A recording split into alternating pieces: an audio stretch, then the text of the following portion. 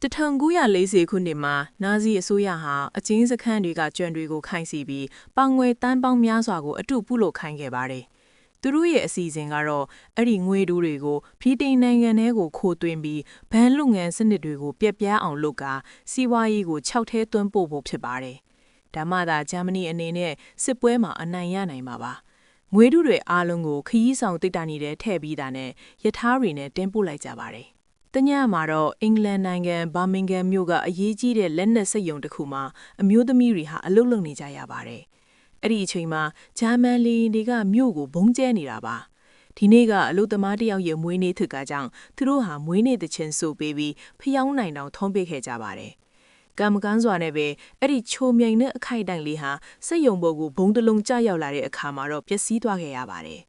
စက်ရုံဟာချက်ချင်းဆိုသလိုပောက်ကွဲသွားပြီးအလုပ်သမားတွေအားလုံးသေဆုံးကုန်ကြပါတယ်။တသက်မှာလဲတော်မီဟာလူသူနဲ့ဝေးရမှာတယောက်တည်းနေထိုင်နေပါတယ်။သူဟာတစ်ချိန်ကအင်္ဂလန်မှာဩဇာအရှိဆုံးခေါင်းဖြစ်တဲ့ Peaky Blinders ရဲ့ခေါင်းဆောင်ဖြစ်ခဲ့မှုပြီးမြဲအခုတော့တောနယ်မှာတယောက်တည်းသူ့ရဲ့ကိုယ်ရေးအထုတပိကိုရေးသားနေပါတယ်။မနက်ခင်းမှာတော့သူ့ရဲ့လက်ထောက်ဂျော်နီကသူတို့ရဲ့ဇာတိမြေဘာမင်ဂန်ဘုံကျဲခရနဲ့အကြောင်းလာပြောပြီးမြဲတော်မီကဘာတုံ့ပြန်မှုမှမပြပါဘူး။ဂျော်နီကမြို့ကနေထွက်ပြေးလာတဲ့အမျိုးသမီးတစ်ယောက်နဲ့ဆုံခဲ့တဲ့အကြောင်းကိုလည်းပြောပြပါတယ်။အဲ့ဒီအမျိုးသမီးကတော်မီကိုဂျစ်စီတွေရဲ့ဘီရင်လို့ခေါ်ပြီးဘာဖြစ်သွားပြီလဲလို့မေးခဲ့တာပါ။ဂျော်နီကတော့တော်မီဟာစာရေးဖို့အတွက်ဒီလောကကနေအနားယူသွားပြီလို့ပြန်ပြောခဲ့ပါတယ်။တော်မီစာရေးနေတော့မှဖုန်းနေတန်းကြားလိုက်ရပါတယ်။ဖုန်းလိုက်ဖြောက်ဖို့စာပွဲကနေထသွားတဲ့အချိန်မှာသူ့ခြံထဲမှာလူတစ်ယောက်ပြေးနေတာကိုတွေ့လိုက်ရပါတယ်။ခဏလောက်တင်းမာသွားပြီးနောက်သူဟာစိတ်ဖြက်လက်ပြက်နဲ့စာပွဲကိုရိုက်လိုက်ပါတယ်။သူဟာအပြင်ထွက်လမ်းလျှောက်ကိုဆုံးဖြတ်လိုက်ပြီးတစ်ကိုင်းတစ်ခုမှချိတ်နေတဲ့အနီရောင်ပဝါတစ်ထည်ကိုတွေ့သွားပါတယ်။နောက်ပိုင်းစာပြန်ရေးတဲ့အခါမှာတော့တော်မီဟာမကြသေးခင်သေဆုံးသွားတဲ့သူ့သမီးလေးရဲ့ပုံရိပ်တွေခြောက်လန့်နေတာကိုဖော်ပြခဲ့ပါတယ်။ဒါပေမဲ့အဲ့ဒီပဝါကတော့တကယ်အစ်စ်ဖြစ်ပြီးဘလို့ရောက်လာလဲဆိုတာသူမရှိပြနိုင်ပါဘူး။အဲ့ဒီပဝါရှိနေတာကသူ့ကိုစိတ်အနှောက်အယှက်ဖြစ်စေတာကြောင့်သူ့ညီရဲ့အုပ်ကူမှာသွားချိတ်ထားဖို့ဆုံးဖြတ်လိုက်ပါတယ်။နေ့လယ်ပိုင်းမှာတော့တော်မီရဲ့ညီမဖြစ်သူအေဒါရောက်လာပြီးစိတ်ယုံမှာဘာဖြစ်ထဲလဲဆိုတာပြောပြပါတယ်။သူမကတော်မီကိုပြန်လာပြီးကူညီပေးစီခြင်းပေမဲ့တော်မီကတော့သူ့ရဲ့စိတ်ဝိညာဉ်ခြောက်လန့်နေတာကိုရင်ဆိုင်နေတာကြောင့်ညင်းဆိုခဲ့ပါတယ်။အေဒါကသူ့ကိုစူဘူးချင်းမွန်ပြီးသူ့သားတွေကိုမတွေ့တာနှစ်အနော်ကြာပြီလို့ထောက်ပြပါတယ်။ဒါပေမဲ့တော်မီကတော့သူဟာဘေတုံးကမှဖခင်ကောင်းမဖြစ်ခဲ့ဘူးလို့ပြောပါတယ်။စိတ်ပြတ်သွားတဲ့အေဒါကတော့နောက်ဆုံးအခြေအနေတွေကိုပြောပြခဲ့ပါတယ်။သူသားချာလစ်ဟာမြောက်အာဖရိကရှေ့တန်းစစ်မျက်နှာမှာရောက်နေပြီးနောက်ထပ်သားတစ်ယောက်ဖြစ်တဲ့ဒျူက Peaky Blinders ရဲ့ခေါင်းဆောင်ဖြစ်သွားပါပြီ။ကံမကောင်းတာကဒျူကခေါင်းကိုပြဿနာကြီးကြီးမားမားတွေဆွဲထုတ်နေတာပါ။အေဒါကဒျူကဥပဒေရအကျိုးပေးခင်ရမှာဒါမှမဟုတ်ဒဲခန်တွေကဝိုင်းဝန်းတက်ဖက်တာကိုခံရမှာဆိုတာစိုးရိမ်နေပါတယ်။တော်မီကတော့သူ့ညီသေဆုံးသွားတဲ့ဆက်တဲ့ကသူဟာလူသစ်ဖြစ်သွားပြီးမို့ပြန်မလာနိုင်ဘူးလို့အတင်းအကျပ်ပြောပါတယ်။ဘာမင်ကန်မှာတော့မိသက်သမားတွေနဲ့ရဲတွေဟာပျက်စီးသွားတဲ့စက်ရုံကိုရှင်းလင်းနေပါတယ်။အဲ့ဒီအချိန်မှာ Peaky Blinders အဖွဲ့ရောက်လာပြီးရဲတွေကလည်းသူတို့ကိုတားလို့မရဘူးဆိုတာသိနေကြပါတယ်။ခေါင်းတိုင်းတွေဟာတထားကိုဖျက်ဆီးပြီးပောက်ကွဲမှုမှာမပျက်စီးသွားပဲကြံခဲ့တဲ့လက်နက်တွေကိုစတင်ခိုးယူကြပါတယ်။စက်ရုံပိုင်းရှင်ကချက်ချင်းကန့်ကွက်တဲ့အခါမှာတော့ဒျူကသူတို့မှာဘာမင်ကန်ရဲမင်းကြီးစီကခွင့်ပြုချက်ရှိတယ်လို့ပြောပြီးပတ်စံကချိုပေးခဲ့ပါတယ်။စက်ရုံပိုင်းရှင်ကရဲတွေကိုဆက်ပြီးတိုင်တောနေတာကြောင့်ဒျူကရဲ့လက်ယုံဖြစ်တဲ့အီလိုက်ဂျာကသူတို့ကိုတားဆီးတဲ့သူမှန်သမျှရဲ့မိသားစုတွေကိုရိုက်ညက်မယ်လို့ကြေညာခဲ့ပါတယ်။စက်ရုံပိုင်းရှင်ကသူတို့ကမကြောက်ဘူးလို့ပြောတာကြောင့်ဒျူကသူ့ကိုရိုက်ညက်လိုက်ပါတယ်။အလုသမားတွေကပြန်တုံပြန်တဲ့အခါမှာ Peaky Blinders တွေကသူတို့ကိုပါဝိုင်းရိုက်ကအလွယ်တကူအနိုင်ယူသွားကြပါတယ်။အရသားတွေဝင်မနှောက်ရှက်လိုက်ရောတဲ့အခါမှာတော့ခေါင်းတိုင်းတွေဟာတွေ့သမျှလက်နက်တွေကိုအကုန်ယူသွားကြပါတယ်။ခဏအကြာမှာတော့အေဒါကဘာမင်ဂန်ကိုပြန်ရောက်လာပြီးတားဖြစ်သူခေါ်ကိုခေါ်ပြီးစိတ်ယုံကိုသွားပါတယ်။ဒါပေမဲ့အလုသမားတွေက Peaky Blinders တွေကြောင့်အခြေအနေတွေပိုဆိုးသွားရတယ်လို့ဆိုပြီးသူမကိုဝိုင်းဝန်းအပစ်တင်ကြပါတယ်။အရသားတစ်ခုမှာဒျူကဘက်ကတ်လို့ခေါ်တဲ့နာဇီကိုယ်စားလှယ်တယောက်နဲ့တွေ့ဆုံပါတယ်။ဘက်ကတ်ကငွေတုနမူနာကိုပြပါတယ်။ဗီတင်စီးပွားရေးတွေကိုထည့်သွင်းဖို့ပေါင်350တန်းအဆင့်ရှိနေပြီးအဲ့ဒါကိုလှုပ်ဆောင်ဖို့ခေါင်းတွေကိုအသုံးပြုချင်နေတာပါ။အကယ်၍ Peaky Blinders တွေကသူနဲ့အလုပ်လုပ်ဖို့သဘောတူရင်20%ဝေကြရမှာပါ။ဒါပေမဲ့နောက်တွက်လိုက်ရမယ့်မင်းမက်စရစ်အခြေအနေတွေကိုတော့ရင်ဆိုင်ဖို့ပြင်ထားရပါမယ်။ဘိုက်ကက်ကသူ့အထက်လူကြီးတွေကတော်မီနဲ့စကားပြောစေခြင်းတယ်လို့ပြောလိုက်တဲ့အခါစိတ်တိုးသွားတဲ့ဒျူကပဒိန်းပေါက်ကိုတနက်နဲ့ဖြစ်ပြီးအပြင်ကကားကိုထိအောင်လုပ်ပြီးအခုသူကသာခေါင်းဆောင်ဖြစ်တယ်လို့ကြေညာပါတယ်။ ဘိုက်ကကသူ့နိုင်နံကိုသစ္စာဖြောင်းနိုင်မလားလို့မေးပါတယ်ဂျူးကဟော့တယ်လို့ဖြေပါတယ်ဒါကြောင့်ဘက်ကကဒီညမှာသစ္စာရေးရှိပါမှုကိုတက်တေပြရမယ်လို့ပြောလိုက်ပါတယ်နောက်နေ့မှာတော့တော်မီဟာသူ့အိမ်ထဲမှာအတန်တစ်ခုကြားလိုက်တာကြောင့်တနက်ကိုချက်ချင်းကင်ပြီးရှစ်ဆေးပါတယ်စာပွဲပေါ်မှာဖွင့်ထားတဲ့ပတင်းမောက်တွေအတိုင်းလိုက်လာလို့စာတိုးလေးတစ်ခုကိုတွေ့လိုက်ရပါတယ်တော်မီလိုက်သွားတဲ့အခါမှာသူ့ရဲ့စာအုပ်ကိုဖတ်နေတဲ့ကိုတွေ့လိုက်ရပါတယ်သူဟာတနက်နဲ့ချိန်လိုက်ပေမဲ့အနီးကကြည့်လိုက်တဲ့အခါမှာသူမဟာဂျူးကကွယ်လွန်သွားတဲ့ဇော်ဒါနဲ့အယမ်းတူနေတာကိုအံ့ဩသွားပါတယ်ကိုကသူမဟာဇော်ဒါရဲ့အမျိုးအညီမထေပြီးအိမ်မက်တွေဝိညာဉ်ခေါ်စင်းတွေကနေဇော်ဒါနဲ့စကားပြောနေတာလို့ရှင်းပြပါတယ်ဇော်ဒါကသူမကိုတရင်စကားနဲ့လွတ်လိုက်ပါလို့ဆိုပါတယ်အမျိုးတွေဟာဂျစ်စီတွေထစ်ပြီးဂျူးကဂျစ်စီလူမျိုးတွေဖျက်ဆီးမဲ့လူဆုံးတွေနဲ့ပတ်သက်နေတာလို့ပြောပါတယ်အကယ်၍တော်မီကပြန်လာပြီးသူ့သားကိုတားဆီးပေးမယ်ဆိုရင်ကိုကတော်မီကိုစိတ်ငင်းချမ်းစင်အောင်ကူညီပေးမယ်လို့ကတိပေးပါတယ်အဲ့ဒီချိန်မှာဂျော်နီကလူစိန်ဝင်လာအုပ်မယ်လို့အသက်ခဲထောင်ပြီးတနက်နဲ့အခန်းထဲကိုဝင်လာပါတယ်ဒါပေမဲ့တော်မီကကိုဟာသူတို့ရဲ့ဧည့်သည်ဖြစ်တယ်လို့ပြောပြီးတားလိုက်ပါတယ်လူချင်းတသက်တွေ့တဲ့အခါမှာဂျော်နီကတော်မီကိုဟာစစ်ပွဲမှာသားတွေကိုဆုံးရှုံးရောက်ရဲ့မိသားစုတွေကိုဝိညာဉ်နဲ့ပေးတွေ့မယ်ချို့ပြီးလိမ့်မလားလိန်ရနေတဲ့လူဆိုတာသတိပေးပါတယ်သူမကတော်မီကိုပါလိန်ရက်နေမှာကိုသူစိုးရင်ပါတယ်ဒါပေမဲ့တော်မီကတော့ဂရုမစိုက်ပါဘူးနေ့လယ်ပိုင်းမှာတော့ဂျူးကသူ့ရဲ့ဝက်တွေကိုစစ်ချပြီးပစ္စည်းကချို့ကိုတိုးလောင်ထဲမှာထည့်နေပါတယ်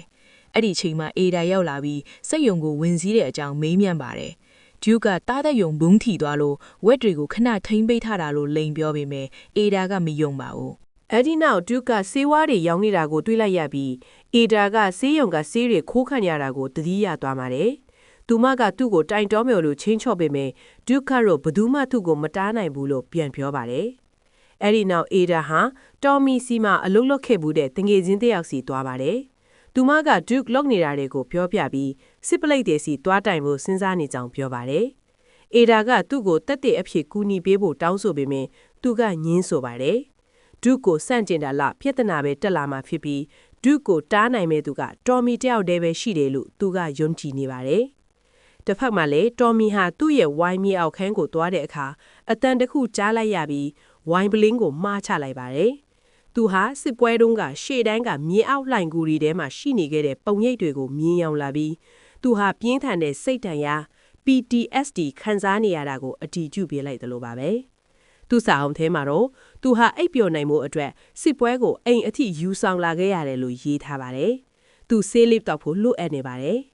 နောက်ပိုင်းမှာခုတ်ကသူ့ကိုနှိုးလိုက်ပြီးပဝါကိုယူလာပေးကသူ့ညီအကြောင်းမေးပါတယ်။တော်မီကစကားမပြောချင်ပေမဲ့ခုတ်ကတော့သူမဟာဇယ်ဒါရဲ့ခန္ဓာကိုယ်ကိုအသုံးပြုထားတဲ့ဇယ်ဒါအဆစ်ဖြစ်တယ်လို့ဆိုကအတင်းမေးပါတယ်။တော်မီကမယုံတဲ့အခါမှာတော့သူမကဒီပဝါဟာသူ့သမီးလေးထားခဲ့တာဖြစ်ကြောင်းတော်မီအုတ်ကူမှာပြောခဲ့တဲ့စကားတွေကိုပြန်ပြောပြပြီးတက်သေးပြလိုက်ပါတယ်။အခုတော့တော်မီစိတ်ဝင်စားသွားပြီးပိုသိချင်လာပါတယ်။ဒါပေမဲ့ခုတ်ကတော့ဒုကိုကူနီမှသာပြောပြမယ်လို့ဆိုပါတယ်။တော်မီကသူဟာအရင်လိုလူမျိုးမဟုတ်တော့ဘူးလို့ပြောတဲ့အခါသူမကတော်မီရဲ့အရင်ကပင်ကိုစရိုက်ပြန်ရအောင်ကူညီပေးမယ်လို့ကမ်းလှမ်းပါတယ်။အဲ့ဒီနောက်သူတို့ဟာအရင်ကချင်းတွေ့ခဲ့တဲ့လျှို့ဝှက်နေရတဲ့အကြောင်းပြောရင်းယဉ်နှီးပွားကြပါတယ်။ပြီးသွားတဲ့အခါမှာတော့ခုတ်ကတော်မီကိုသူ့ညီကသူ့ကိုအဖြစ်မတင်ကြောင်းနဲ့အားလုံးကသူ့ညီဟာသူ့ဘာသာသူအဆုံးစီရင်သွားတယ်လို့ယုံကြည်နေကြကြောင်းပြောပါတယ်။တော်မီကသူမကိုပါဆိုင်ပိတ်ဖို့စ조사ရင်းသူ့ညီကသူ့ကားကိုခိုးသွားတာကြောင့်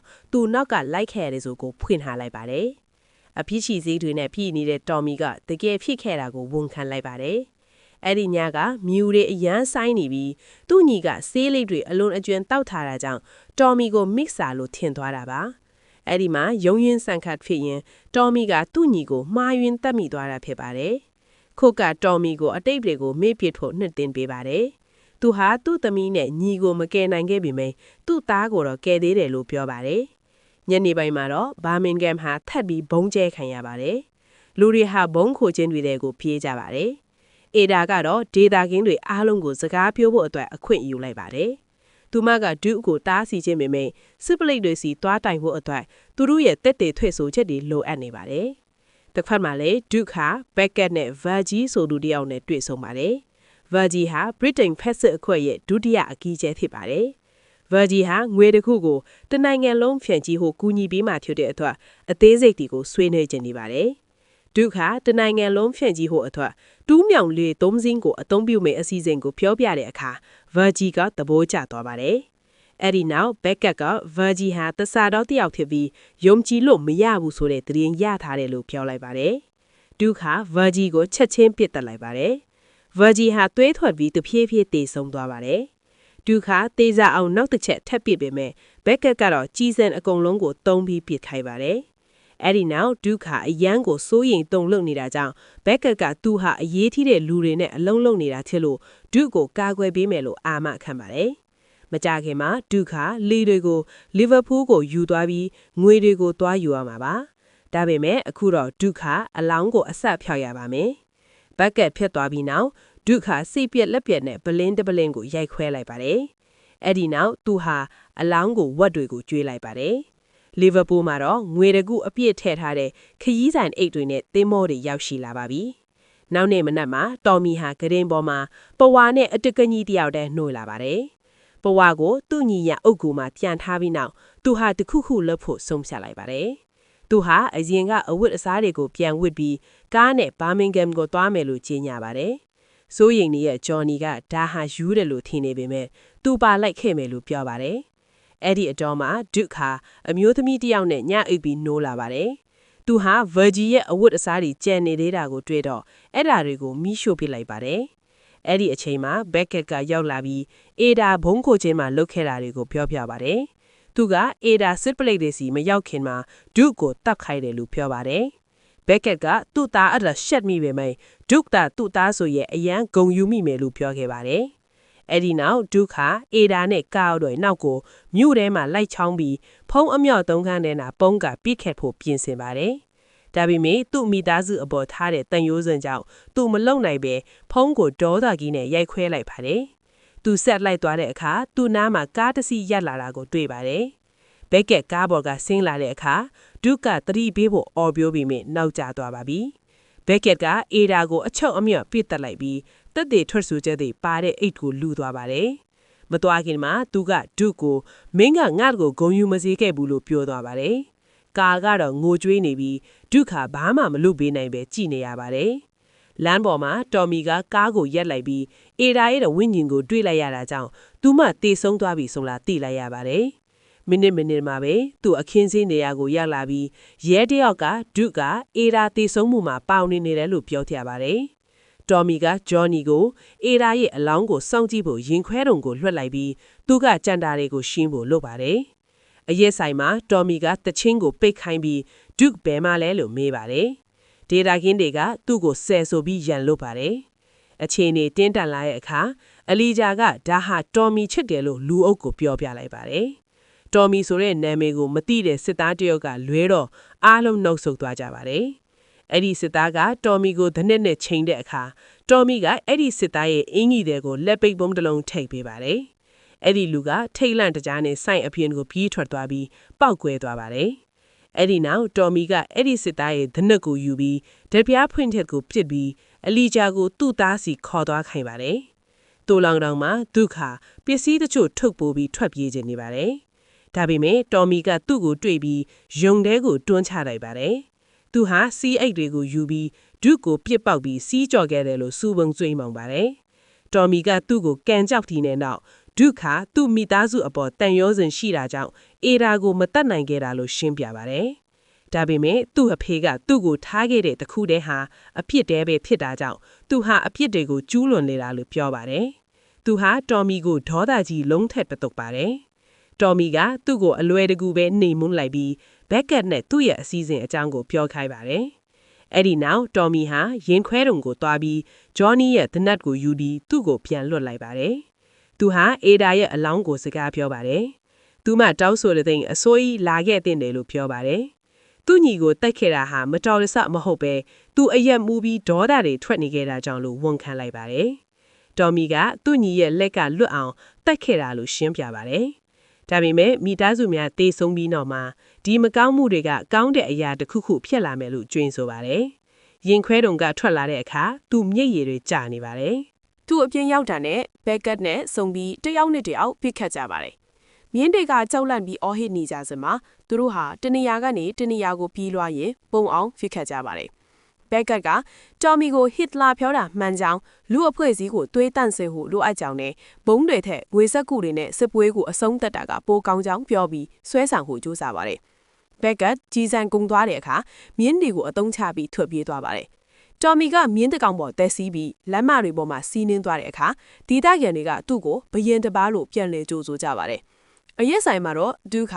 အဖြစ်ရှိစိတ်တွေနဲ့အရက်တွေတောင်းနေပါတယ်ပေါ်လီရောက်လာပြီးဇယ်ဒါရဲ့ဝိညာဉ်ကတော်မီနဲ့အတူတူတနေ့မှအတူတူအလုပ်လုပ်ကြလိမ့်မယ်လို့ပြောခဲ့ဘူးကြောင်းဒါကြောင့်ဒါဟာအတူအတွက်မှန်ကန်တာကိုလုပ်ဖို့အခွင့်အရေးဖြစ်ကြောင်းပြောပါတယ်သူမကသူ့ကိုကြီးစံတောင်ပြေးပြီးနာဇီတွေကိုရှင်းလင်းပြီးတာနဲ့တော်မီကိုတက်ရမယ်လို့ပြောပါတယ်ပေါ်လီကသူ့ကိုစိတ်အေးချမှုပေးမယ်လို့ကတိပေးခဲ့တာဖြစ်ပြီးဒါဟာတခုတည်းသောနီလန်ချစ်တယ်လို့ဆိုပါတယ်အကယ်၍တော်မီတည်သွားရင်ဒုခဂျစ်စီဘီယန်တစ်ထစ်လာနိုင်ပါတော်မီရောက်လာပြီးသူတို့နှစ်ယောက်လုံးအရက်ငှဲ့ပေးပါတယ်ဒုခဘက်ကက်ကိုတတ်ဖို့ကူညီမယ်လို့သဘောတူလိုက်ပါတယ်ခဏကြာမှတော့မိသားစုဝင်တွေနဲ့တငယ်ချင်းတွေဟာအေဒါရဲ့ဇာပနအတွက်အစုဝေးကြပါတယ်အလောင်းကိုဂျစ်စီလဲတဲ့ထည့်ပြီးဓာတ်ပုံတချို့နဲ့အတူတော်မီကမီးရှို့လိုက်ပါတယ်သူဟာမီးတောင်တွေကိုကြည့်ရင်ဝမ်းနဲ့ပူဆွေးမှုကိုခေးဖြောင်းနေပါတယ်အဲ့ဒီညမှာဒုကဘက်ကက်ကိုဖုံးဆက်ပြီးတော်မီလိုက်လာလိမ့်မယ်လို့တတိပေးပါတယ်ဒါပေမဲ့ဒုကကူညီခြင်းသေးတယ်လို့ပြောတာကြောင့်ဘက်ကက်ကအစီအစဉ်ကိုအပီးတက်ပြီးရင်ပေါင်တန်း80ပေးမယ်လို့သဘောတူလိုက်ပါတယ်တစ်ဖက်မှာလည်းတော်မီဟာမီးလောင်ကျွမ်းသွားတဲ့လဲရဲ့ပြားဒီကိုကြည့်နေပါတယ်အဲ့ဒီအချိန်မှာစိတ်ကန်းအရာရှိစတက်ရောက်လာပြီးတန်တရားထစ်ဖွယ်တိုးလောင်ယုံနဲ့လဲတွေအကြောင်းသတင်းပေးပါတယ်ဒုကရောက်လာခဲ့တာတော်မီကစတက်နဲ့ mix up ပေးပြီးသူ့သားကိုယုံကြည်ဖို့ဆုံးဖြတ်လိုက်ကြောင်းပြောပါတယ်အဲ့ဒီနောက်သူတို့ဟာစတက်ရဲ့သတင်းအချက်လက်တွေကိုတုံးပြီးအစီအစဉ်ဆွဲကြပါတယ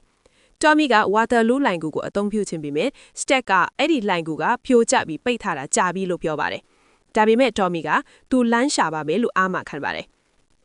လီဗာပူးကိုသွားတဲ့လမ်းမှာတော်မီကသူ့စာအုပ်ကိုဆက်ရေးပြီးသူ့သားသမီးတွေအတွက်ရည်ညွှန်းပါတယ်ဒုကသူ့ရဲ့အမွေဆက်ခံယူဖြစ်ပေမဲ့ဒီညရဲ့တာဝန်ကတော့ဒုရဲ့ပင်ကိုစရိတ်အစ်စ်ကိုဖော်ပြပြီးမြဲစမ်းသပ်မှုတစ်ခုဖြစ်တယ်လို့ဆိုပါတယ်နောက်ဆုံးမှတော်မီကဝါတာလူးလိုင်ကူရဲ့ပိတ်ထားတဲ့အပေါက်ကိုတွေ့သွားပြီးပေါ်လီကိုအကူအညီကြောင်းပါတယ်ပေါ်လီရဲ့ဆွေမျိုးတွေကကရိယာတွေနဲ့တကားကိုဖျက်တတ်ကြပါတယ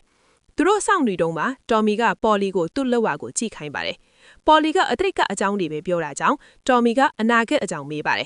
ပေါ်လီကဒီညမှာသူ့လိုချင်တဲ့အရာကိုရလိမ့်မယ်လို့ပြောပါတယ်တော်မီကတနက်ကိုထုတ်ပြီးသူ့ကိုတတ်ချင်နေတာကိုသူတီးချောင်းဝန်ခံလိုက်ပါတယ်သူဟာပေါ်လီကိုနမိတ်မကောင်းမဲ့သူဆိုတဲ့အခါပေါ်လီကလည်းအကယ်၍တော်မီကဒုကိုမတတ်ရင်ဒုကသူ့ကိုပြန်တက်လိမ့်မယ်လို့ပြန်ပြောပါတယ်တော်မီလွိုင်ကူထဲဝင်သွားတဲ့အချိန်ဒုကဘက်ကက်နဲ့စကားပြောနေပါတယ်ဘက်ကက်ကတော်မီရဲ့အစီအစဉ်ကိုမေးတဲ့အခါဒုကလဲရီသွားမဲ့လမ်းကြောင်းနဲ့သူတို့မှတနက်တင်နေခဲ့ပါမယ်လို့ပြောပါတယ်ဘက်ကက်ကအဲ့ဒါကိုဂျာမန်စစ်သားတွေအတွက်ပြန်ပါတာပြောပါတယ်မကြခင်မှာတော့ဂျာမန်လီယန်တွေကအဲ့ဒီနေရာကိုဘုံချဲတာကြောင့်လှိုင်ကိုတချို့ပြိုကျပြီးတော်မီပိတ်မိသွားပါတယ်ဒါကသူ့ကိုအရင်ကစစ်မြေပြင်ကပုံရိပ်တွေပြန်ရင်းမြင်ရောက်စေပြီးတေဆုံးသွားတဲ့ချစ်သူတွေကိုမြင်လာစေပါတယ်ဒါပေမဲ့တော်မီကလက်မလျှော့ပဲအပြစ်စည်းတွေထဲကနေလွတ်မြောက်အောင်တိုးထွက်ခဲ့ပါတယ်သူဟာလေကားကိုတွေ့တဲ့အထိကပ်ပြေးသွားပါတယ်စိတ်ကန်းမှာတော့ဂျာမန်စစ်သားတွေကလဲတို့ရောက်လာတာကိုစောင့်ကြည့်နေကြပါတယ်သူတို့ဟာစတက်ကိုချက်ချင်းပစ်ခဲ့ကြပါတယ်စတက်ကဘုံတွေကိုခွဲလိုက်ပြီးရေထဲကိုခုန်ချလိုက်ပါတယ်ဒါဟာအစကနေဆွဲထားတဲ့အစီအစဉ်ပါလဲကစိတ်ကန်းကိုဝင်တိုက်ပြီးပောက်ကွဲသွားတာကြောင့်စစ်သားအလုံးတေဆုံးသွားပါတယ်တိုလောင်ယုံမှာတော့ဘက်ကက်ကဒုကိုသူလှည့်သွားလိုက်မှန်တိသွားပြီးတနက်နဲ့ချိန်ပါတယ်ဒုကသူ့ရဲ့အချွေကသူ့အဖေကိုမနာတမ်းဖို့ပြောပေမဲ့သူကတော့အချွေကိုမနာတမ်းပဲမှန်ကန်တာကိုပဲလုပ်ကြမယ်လို့ရှင်းပြပါတယ်အဲ့ဒီနောက်တိုလောင်ယုံထဲမှာဘုံတဘုံပေါက်ကွဲသွားပါတယ်ဒါကဘက်ကက်ကိုလဲသွားစေပြီးဒုကထွက်ပြေးသွားပါတယ်တော်မီလေးအဲ့ဒီထဲရောက်လာပါတယ်